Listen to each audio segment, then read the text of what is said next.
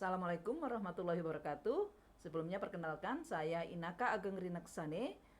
Sekarang saya akan menyampaikan materi pengantar zat pengatur tumbuh sebagai bagian dari mata kuliah zat pengatur tumbuh. Mata kuliah zat pengatur tumbuh ini merupakan mata kuliah pilihan bagi mahasiswa semester 6 program studi agroteknologi. Baik, pada pertemuan kali ini saya akan menyampaikan beberapa hal, yaitu definisi hormon dan zat pengatur tumbuh, penggunaan zat pengatur tumbuh atau ZPT di pertanian, pengaruh toksik ZPT, kemudian pengaruh ZPT terhadap pertumbuhan tanaman. Nah, yang pertama kita akan melihat apa itu definisi hormon dan zat pengatur tumbuh. Jadi hormon didefinisikan sebagai senyawa organik, bukan nutrisi, yang dihasilkan pada bagian tertentu dari tanaman, kemudian ditranslokasikan ke bagian yang lain dari tanaman, dan dalam jumlah yang sangat rendah dia mempengaruhi proses fisiologi tanaman. Nah, untuk hormon sendiri, maksud saya zat pengatur tumbuh atau biasa disingkat ZPT.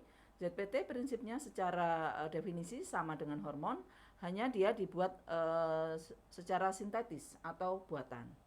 Nah, hormon atau ZPT ini juga sering disebut sebagai biostimulan atau bioinhibitor, karena di dalam sel tanaman, hormon tersebut merangsang atau menghambat enzim spesifik atau enzim sistem sehingga membantu mengatur metabolisme tanaman. Jadi saya membuat sedikit ringkasan bahwa hormon atau zat pengatur tumbuh ini berpengaruh dalam mempengaruhi pertumbuhan atau mengarahkan pertumbuhan pada tanaman.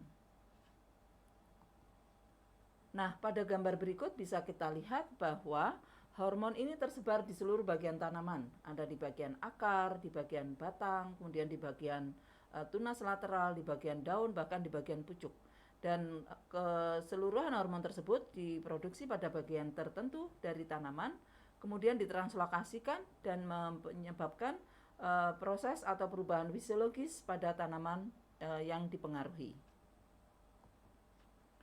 Nah, berikutnya adalah penggunaan ZPT di pertanian. Jadi pada aplikasi bidang pertanian, ZPT didefinisikan sebagai senyawa yang digunakan untuk mengendalikan atau memodifikasi pertumbuhan tanaman tanpa menyebabkan efek racun dari dosis yang digunakan.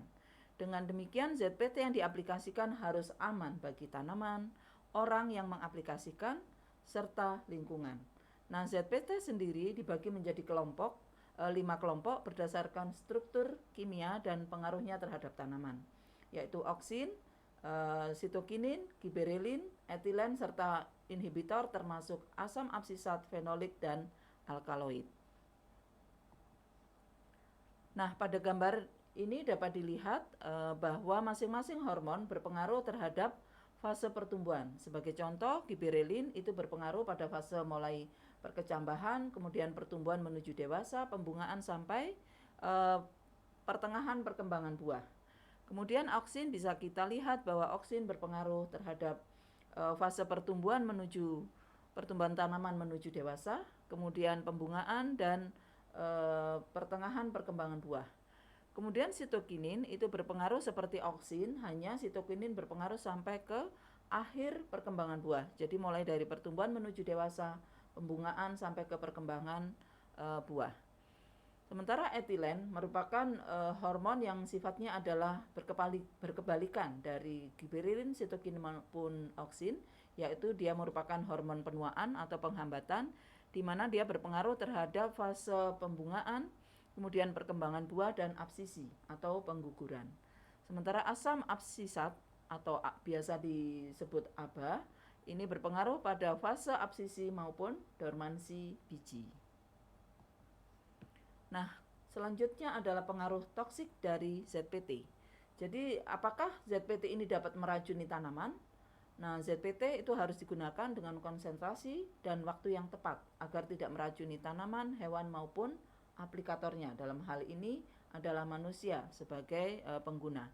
Nah, hal ini sesuai dengan definisi ZPT bahwa ZPT harus digunakan dengan konsentrasi yang sangat rendah dan ditranslokasikan atau dipindahkan pada bagian tertentu dari tanaman.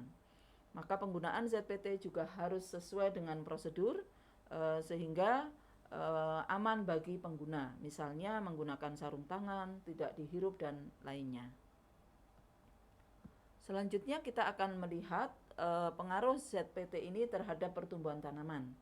Jadi ZPT berpengaruh terhadap pertumbuhan tanaman seperti pada fase perkecambahan, pertumbuhan akar, mobilisasi maupun translokasi hara, serta toleransi terhadap stres kekeringan.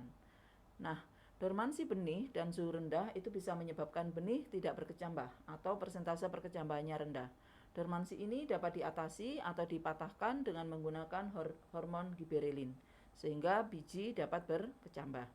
Sementara untuk beberapa oksin diketahui itu dapat merangsang pertumbuhan akar, terutama golongan IBA atau indol butyric acid.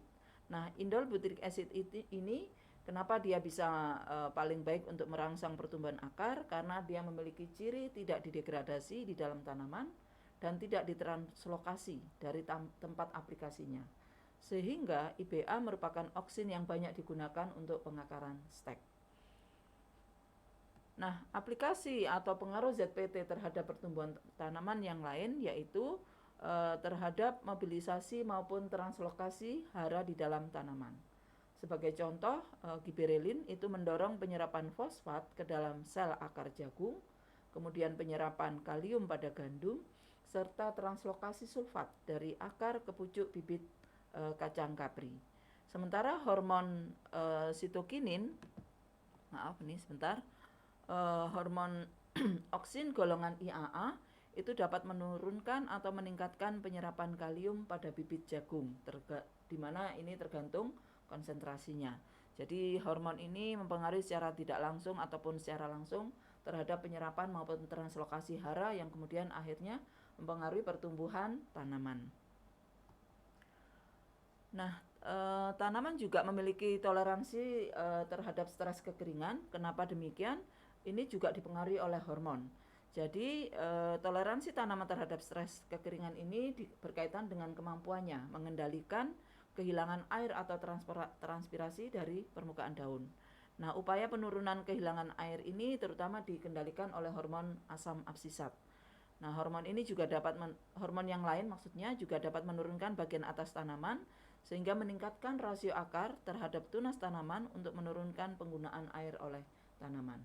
Dengan demikian, hormon itu berpengaruh mulai dari fase perkecambahan, pertumbuhan sampai pengguguran daun misalnya atau penuaan tanaman, termasuk bagaimana adaptasi tanaman terhadap stres kekeringan. Demikian yang bisa saya sampaikan terkait dengan materi pengantar zat pengatur tumbuh. Nah, materi ini mendasari pemahaman akan hormon atau zat pengatur tumbuh yang berperan pada pertumbuhan dan perkembangan tanaman. Terima kasih atas perhatiannya. Wassalamualaikum warahmatullahi wabarakatuh.